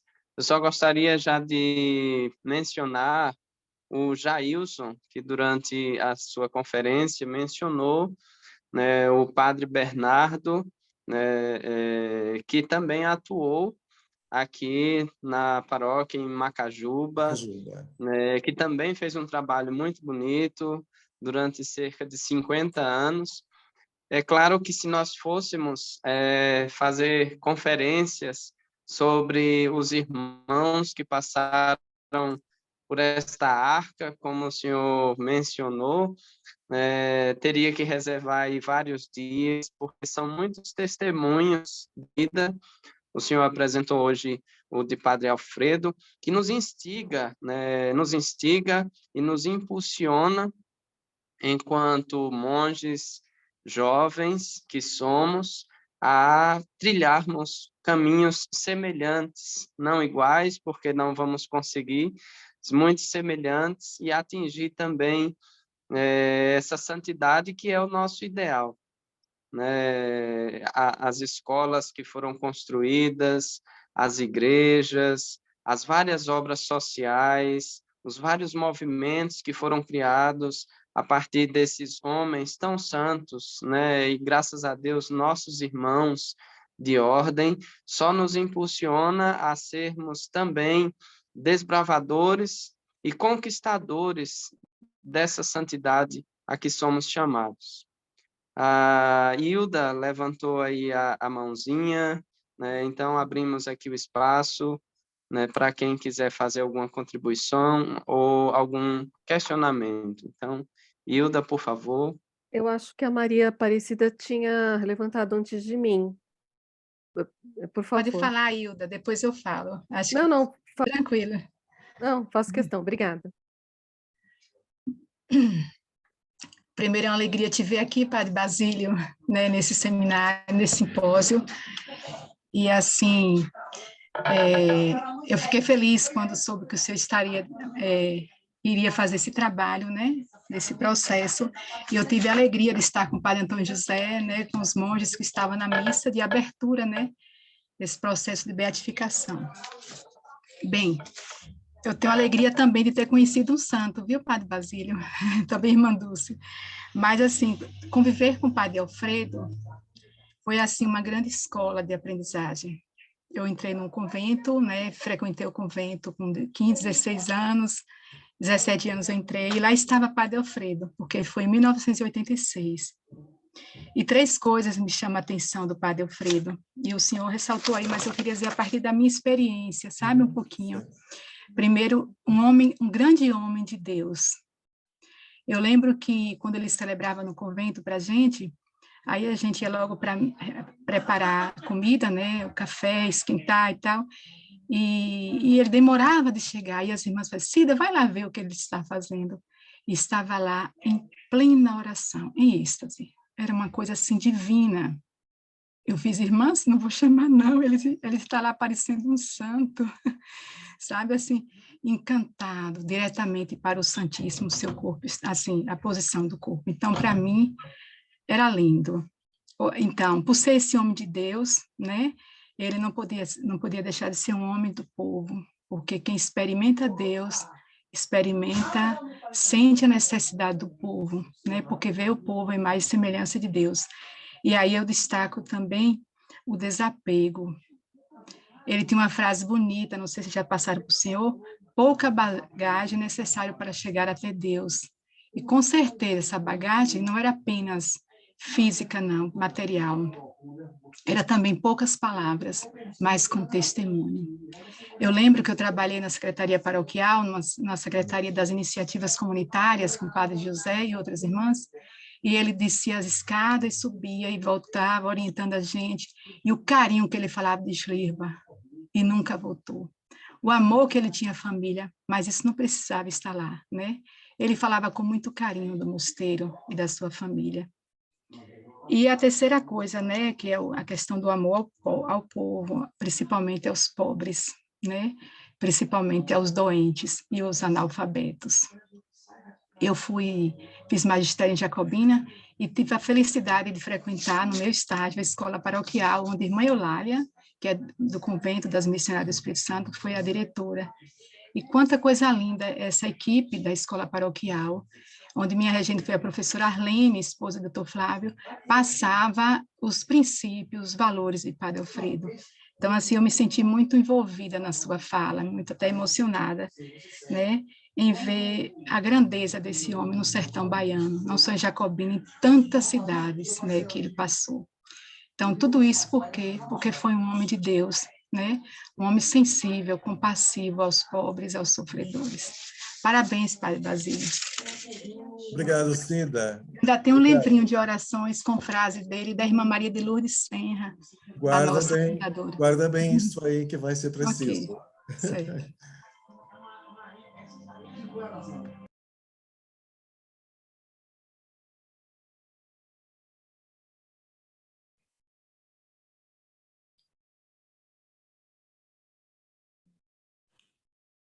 Por gentileza, Hilda.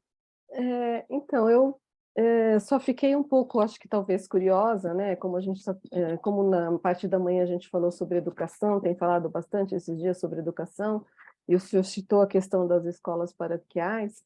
Eu fiquei bastante curiosa,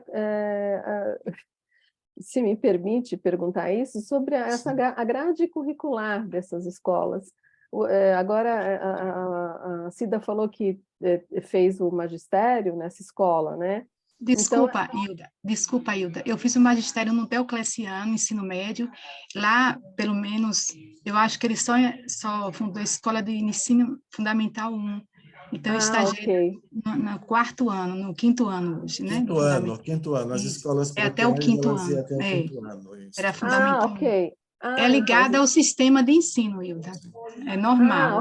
Ok. Eles foram muito sábios, esses monges foram sábios, eles queriam integrar para que o governo assumisse, né, a parte, né, de funcionários e assim por diante. Ok. E fato é que depois essas escolas todas, elas são, na maioria delas, parte vai para o município, parte vai para o estado, né? Obrigado. Padre, Eu que agradeço. ainda temos aqui no chat, o Maico pergunta, Sim. Padre Basílio, 2 questões. Em qual fase está o processo canônico? E, segundo, aquilo que ele no início falava quanto a enredo de espiritual, podemos dizer que é vivenciado nessa fundação das escolas da parte do Padre Alfredo para com o povo? Então, são essas 2 questões aí.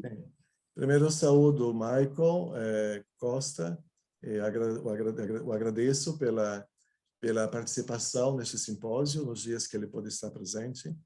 É um grande amigo meu e foi meu confrade aqui na minha comunidade.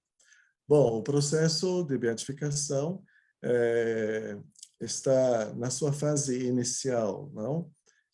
Primeiro, foi apresentado ao bispo, que se dispôs, não é, com muita alegria, que acolheu com muita alegria, e apresentou também o projeto aos bispos do Regional Nordeste 3, porque para o bispo poderia fazer sozinho, né, tudo, mas a igreja sempre preza pelo sentido da comunhão, da colegialidade. Então, é sempre bom ter o parecer favorável de outros bispos. E na Europa, as conferências são menores, com exceção da italiana, mas a nossa no Brasil é uma conferência muito grande, a Conferência Episcopal, então, pelo menos, se escuta o parecer dos bispos da província, ou, desculpa-me, do regional, que no caso é o Regional Nordeste 3 da CNBB, que compreende os estados da Bahia e de Sergipe. Todos, unanimemente, eles assinaram, aprovando, não, o encaminhamento do processo. E agora precisa, depois em final de agosto, início de setembro, eu estive lá, mas indo ao encontro das comunidades, não, como eu falei, onde o Padre Alfredo celebrava a missa. E muita gente não sabia, não? Muita gente não sabia que estava sendo dado esses passos. E o povo ficou muito feliz, né? O povo ficou muito feliz em saber que esses passos estão sendo dados. E tem uma senhora, a senhora está aqui, ela me mandou uma mensagem, ela espera ainda poder, deixa eu ver o nome dela, eu acho que é Eulália, ela espera ainda não só participar da celebração quando da beatificação, se tudo vai ocorrer conforme a vontade de Deus e vier a aprovação para a beatificação e no futuro para a canonização, ela espera não somente participar da beatificação, mas da canonização em Roma, inclusive. E ela está muito animada, né? Muito animada. Então eu fiquei muito feliz porque as pessoas perceberam que o testemunho de santidade do Padre Alfredo não foi esquecido pela Igreja, né? Que a Igreja acolheu e está cuidando desse testemunho da sua santidade e quer apresentá-lo como modelo de vida de santo para o povo, né? Essa foi a primeira resposta à primeira pergunta. A segunda pergunta, sim, o Padre Alfredo, eu creio que ele desenvolveu essa relação de amizade com seus alunos, não? Porque todos viam nele um pai, né? E um pai deve ser também amigo, não? E, embora ele fosse assim visto por alguns como muito severo, não? Mas dada a sua questão de temperamento, de cultura, etc., não? E por ser um homem muito disciplinado, mas eu creio que os seus alunos percebiam que entre eles e o Padre Alfredo estava Cristo no meio como amigo e bom pastor. E ele fazia bem essa ponte de ligação. Espero ter respondido. Então, muito obrigado mais uma vez, Padre Basílio. Eu sei que muitos teriam outras questões, mas a próxima conferencista já está ali preparada, já esperando, e eu sei que ela tem também muito a contribuir, né? Então, muito obrigado, né, pela sua contribuição nesse nosso simpósio, que só veio a nos enriquecer. Então, Deus abençoe e até breve, com fé em Deus. Amém. E aí, o doutor Everaldo. Obrigado e um grande beijo para todos e para todas. Amém. Então, o tempo aqui cravado, né, doutor Everaldo? Estamos aqui cravando realmente.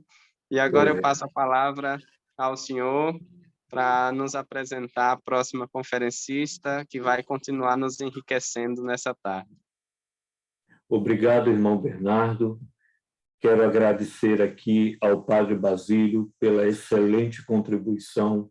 Eu tive a alegria de conhecer o Padre Basílio na conferência anterior, que a gente chamou de seminário, e estou assim muito contente com tudo que tenho visto e espero aí saber mais, depois a gente tomar um café, né, para que eu tenha mais informações, e estou aqui à disposição, né, aqui na Bahia, o que precisar de mim, conte comigo também. Grato, parabéns, excelente exposição. Passamos agora para a segunda conferência, abrindo só um parênteses. À noite também teremos um segundo momento com o Padre Basílio. Grato. Passamos agora para a segunda conferência, que está intitulada Noções de Botânica e Medicina em Delgarda de Bingen, que temos como conferencista Jennifer Correia Santos, da Universidade Federal de Sergipe. Bem-vinda, Jennifer, e, por gentileza, apresente-se e contigo a palavra. Grato.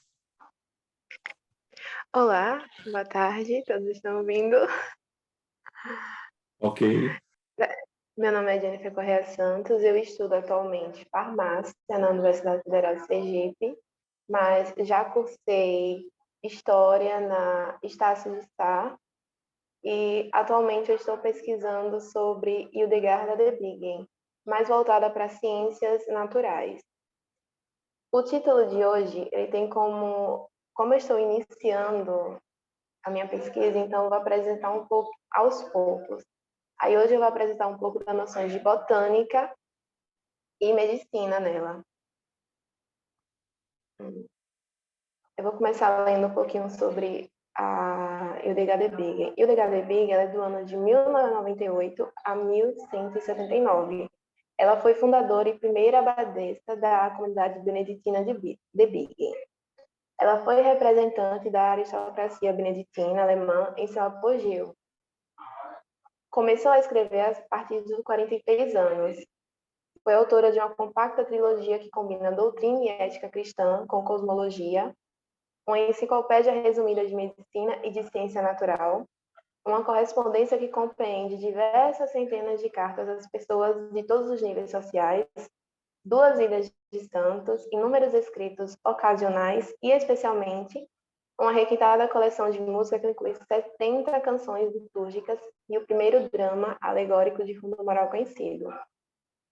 Ela nasceu em uma nobre família de Bernstein, perto de Alzey, na Alemanha. Ela tinha riquezas e prestígio político graças à família.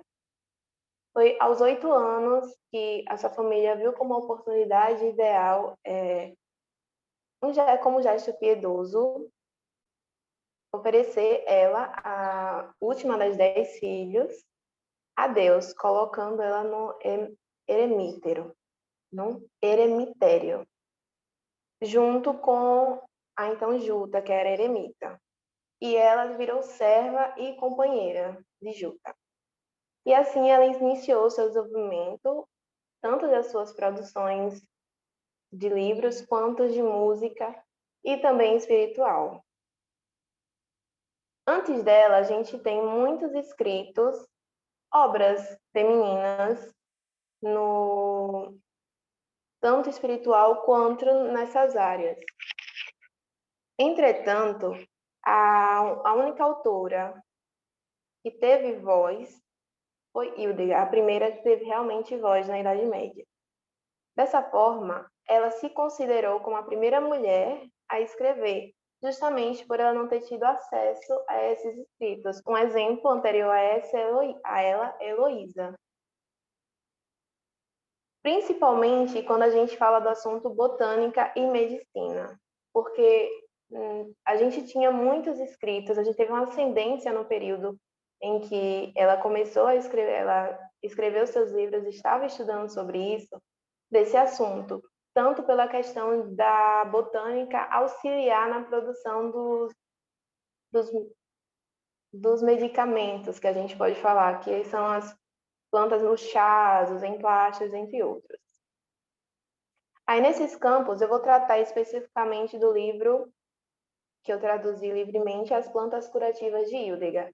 Por quê? Porque esse livro ele trabalha muito essa noção de botânica e medicina. Ela também tem um livro que é As Causas e as Curas, só que ele não trabalha tanto, então eu preferi restringir um pouco a pesquisa.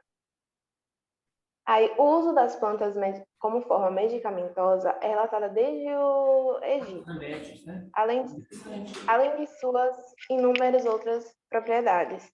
A botânica é compreendida como a ciência que estuda as plantas. Essa noção na Idade Média está muito atrelada ao seu estudo como forma de auxiliar a medicina, logo, evidenciando a cura, porque eles viram nas plantas uma forma de resolver inúmeros problemas. Como no Egito mesmo a gente usa tanto para chás calmantes, como a gente viu até hoje, que é o uso da camomila, da erva doce, da hortelã, que a maioria conhece, do gengibre. Mas, para poder fazer uso das plantas como forma medicinal, era preciso conhecer e poder identificá-las para que não ocorresse problemas, como toxicidade e até mesmo a morte. E nesse período a gente tinha muito aquela coisa, brinca até no curso que a gente tem um pouco da tentativa e do erro, até hoje, na verdade. Mas é bem isso, a gente precisava estudar e ainda precisa estudar algumas plantas que não são conhecidas para a gente conseguir catalogar e garantir que o seu uso é seguro. Porque muitas plantas, desde suas partes até caule, folha, raiz, elas podem ser usadas, mas dependendo do seu uso e da forma que você prepara, ela pode ser tóxica e pode levar até a morte. E é aí que podemos falar um pouco sobre os herbários. Por quê? Os herbários são livros ou manuscritos que, além de descrever as plantas, eles tinham ilustrações e as propriedades de cura ou não de cada uma delas, de forma a catalogar e garantir seu uso seguro e correto. Foi justamente no tempo de Hildegard de Bingen que a gente já viu, um pouco antes, surgir esses herbários como forma de garantir o conhecimento e garantir também que as pessoas se intoxicassem e conseguissem usar corretamente. Aí, na questão do herbário, que eu achei interessante trazer para evidenciar o trabalho de Hildegard, foi justamente o pai da farmacognosia, que é o Dioscórides, que ele é de 50 a 60 depois de Cristo, e ele fez uma obra denominada de Matéria Médica, onde ele descreve as ervas e suas ações farmacológicas. Ele foi um pouco além. Ele colocou, ele colocou a produção dos medicamentos, porque antes dele, a gente tinha, sim, os desenhos das plantas para você poder identificar o seu possível uso. Contudo, a produção e a forma, a quantidade, entre outras coisas que poderiam ser descritas, ainda não, só com ele que se começou. É por isso que ele é considerado o pai da farmacognosia. E a farmacognosia ela trabalha especificamente com a questão de uso, de preparo. E aí, quando a gente analisa o livro de Hildegard, As Plantas Curativas, é possível notar que elas envolvem tanto a noção de botânica, antes explicada aqui, só que ela desenvolve visando mais como as ervas agem no corpo e ela descreve as suas propriedades. E para a medicina é possível identificar a definição do uso para determinadas doenças. No seu livro, ela até coloca um pouco das doenças. Só que, como o livro dela foi escrito em alemão um pouco arcaico, a gente tem a tradução atual em inglês e ela define a maioria das doenças como úlceras. Aí a gente não tem como precisar exatamente o tipo de doença que é. A gente meio que... Eu estou tentando diferenciar mais pelas ervas que ela descreve. Aí ela trabalha com inúmeras ervas, ela fala também de emplastros, chás, até mesmo consumo em formas de maceração, que é o pó. E ela segue um pouco a linha de Galeno, que é de 129 a 200 depois de Cristo. E a ideia dele foi de confronto com a ideia anterior, que era da naturalidade da cura, a patologia humoral, e para a teoria racional organizada. E ele usa a lógica dos opostos. E se a doença é quente, o medicamento tem que ser frio. E se a doença é fria, o medicamento tem que ser quente. É muito evidente no livro de Hildegard, ela fala o tempo todo disso.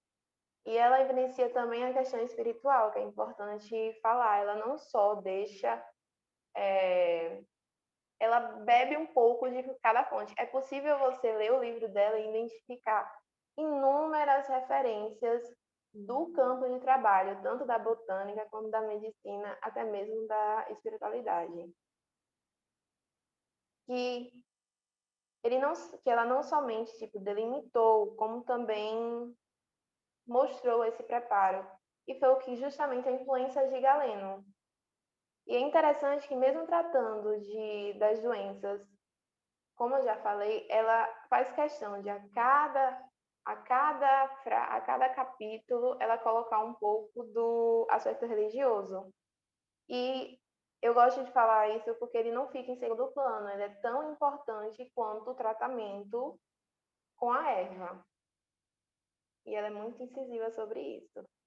E, de forma resumida, ela ensina tanto o preparo, atrelado à orientação do seu uso e cuidado necessário no decorrer do tratamento, quanto ela define a forma dele e alerta também sobre alguns cuidados necessários, tanto anteriormente ao consumo daquela planta, quanto daquele chá ou uso do emplastro, quanto posteriormente a ele. Aí eu trouxe como exemplo, para demonstrar isso, um exemplo que a gente conhece muito, que é o gengibre, que tem na obra dela.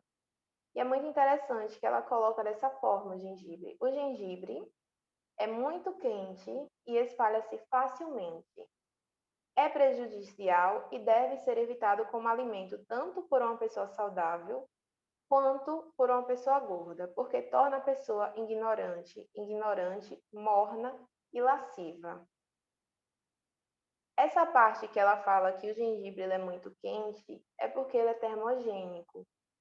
Então, você nota um pouco do que a gente vê nas propriedades das ervas. Anteriormente, na época dela, já descrevia isso. E ela continua: mas deixe que o corpo de quem está seco e quase já falhando pulverize gengibre. Consuma o pó moderadamente durante o jejum e ocasionalmente coma isso moderadamente com pão. A pessoa será curada. Mas, assim que a pessoa melhorar, não coma de forma alguma, para que não seja prejudicado por isso. Aqui a gente vê que ela evidencia que o consumo exagerado, ele pode prejudicar. E realmente, seu consumo exagerado, ele pode causar inúmeros problemas. E ela continua: e quem tiver úlcera escorrendo ou olhos irritados, pulverize gengibre, amarre o pó em um pedaço de pano e coloque-o no vinho, até que o vinho esteja escuro. Então, à noite, quando a pessoa for dormir, deixe espalhar isso ao redor dos olhos e das pálpebras. Se um pouco entrar nos olhos, não machucará a pessoa. Isso removerá a inchaço da úlcera e a irradiação dos olhos. Enquanto a pessoa tem visão, isso alivia os olhos. No entanto, depois que a pessoa perdeu a visão, isso não é capaz de ajudar os olhos de forma alguma. Além disso, deixe a pessoa que sofre qualquer dor no estômago pulverizar gengibre, 2 vezes mais ganligali e metade de doare.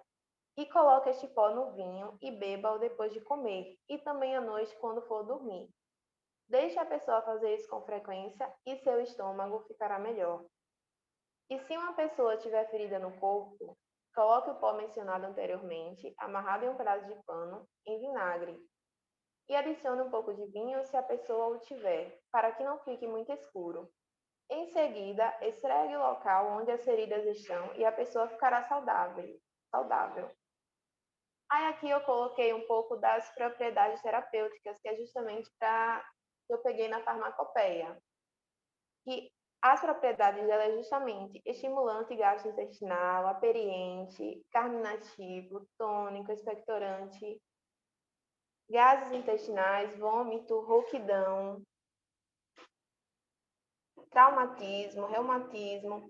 Então, como a gente pode ver aqui nessa parte, quando ela fala de úlcera, a gente vê que atualmente a gente pode comprovar esse uso dela pela farmacopeia, tanto a questão da úlcera quanto a questão que ela fala, se uma pessoa tiver feridas, porque facilita a cicatrização na forma de emplastro e também evita que as bactérias se disseminem e evita justamente essa infecção. Então, é possível ver essa noção de... Eu falaria até que a noção de botânica dos herbários poderia se comparar na atualidade com a nossa farmacopeia, que a gente tem um livro que ele define tanto como a planta é, para a gente conseguir, né, visualizar e comparar para garantir que esteja se usando a correta, quanto às propriedades farmacológicas, o seu uso, a sua análise. Então, é possível notar que no livro dela a gente consegue ver essa noção de botânica muito bem trabalhada e que permanece até a atualidade. É muito interessante até quando eu comecei a ler, comecei a fazer essa relação com o que a gente tem hoje.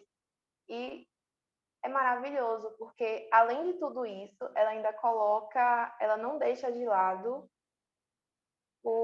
a questão espiritual. E eu acho isso maravilhoso ser trabalhado. E continuando sobre a questão do gengibre, que eu escolhi falar um pouco sobre, a questão de ela colocar que não faz mal aos olhos e realmente é uma coisa que não vai causar dano, é uma coisa que é comprovado hoje, a gente pode, na atualidade, e no tempo dela, ela já conseguia, tipo, ela já conseguiu colocar isso, entendeu? Ela trabalhou isso muito bem.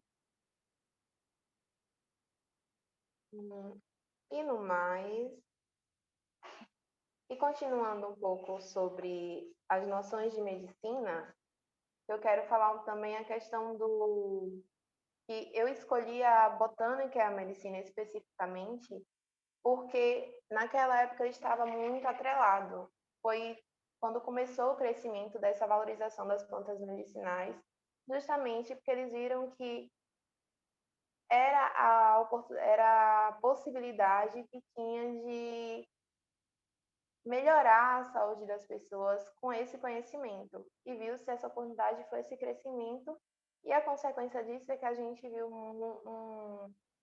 tanto Niesega e o Degas de Bingen, que ela é reconhecida como médica, quanto posteriormente, que ela influenciou muita gente. E eu acho que a minha apresentação vai ser um pouquinho mais rápida. E eu acho que eu já falei tudo, gente. Obrigado. Qualquer dúvida, eu quero agradecer muito e estou à disposição e espero poder contribuir mais e pedir desculpa por qualquer coisa. Obrigada. Obrigado, Jennifer. Parabéns pelo teu trabalho, parabéns pela tua competência. E quão belo, né, a gente num evento como esse ver uma pessoa, uma garota jovem, né, como ela, se interessando ali por uma monja ali do século XII, né, e muito bonito e mostrando para nós a atualidade, né, daquelas pesquisas, né?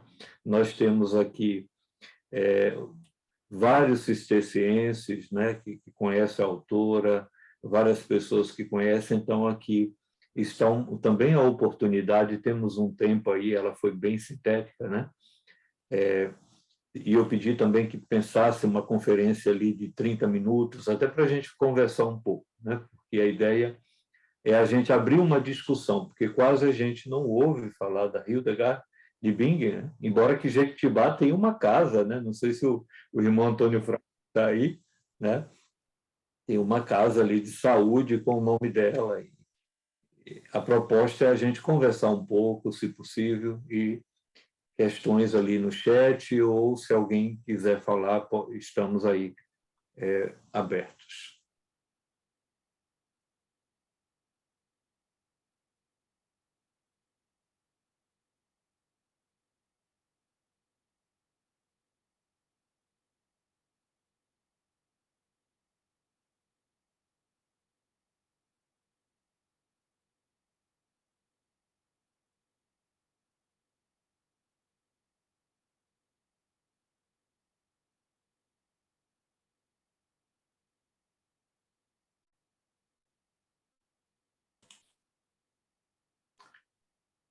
Temos uma questão no chat, eu diria uma das mais difíceis, pelo que tenho lido, né? A pergunta é: gostaria que comentasse sobre Hildegard, se é beneditina ou cisterciense. Meu Deus. Responder essa pergunta naquele século ali, né? Bem, mas por gentileza. Assim, pelas minhas pesquisas atuais, ela é beneditina. Porém, até o momento da pesquisa, eu vou responder ela até pelo livro que eu pesquisei sobre a história dela, que é os Tívias, que ele coloca ela como beneditina, entendeu? Porém, no decorrer da pesquisa, posso mudar a opinião, mas atualmente eu vou definir ela assim, porque realmente a maioria dos livros que eu trabalhei e das pesquisas que eu fiz, ela está posta assim. Espero que eu tenha tirado a dúvida. Obrigado, Jennifer, e também está aberto ali, né? Se alguém quiser se posicionar, inclusive se Eu agradeço. tem alguma contribuição para a pesquisa de Jennifer, né? E lembrando que Jennifer faz uma pesquisa ali orientada pelo professor Dr. Evaniel Braz, não é isso? Sim. Na Universidade Federal de Sergipe, para o professor Evaniel. Estou em São Muito Tomás de Aquino. agradecendo.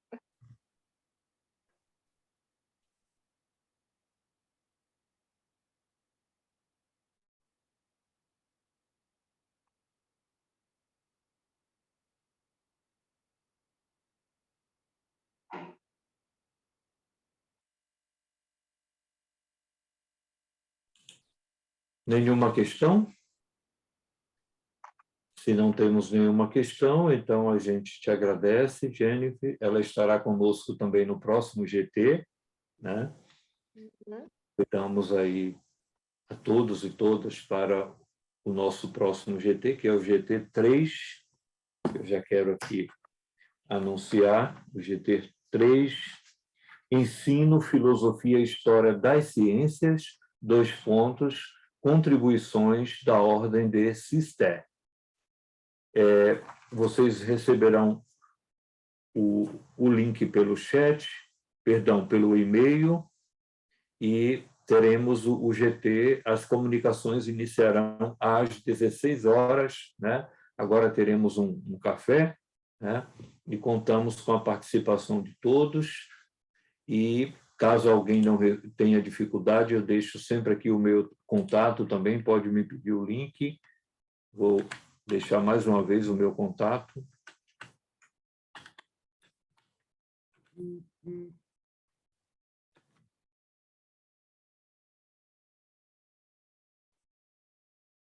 Ok, e o link também já está aqui no chat. Excelente. Obrigado, bom café, até às 16 horas. Grato, Jennifer.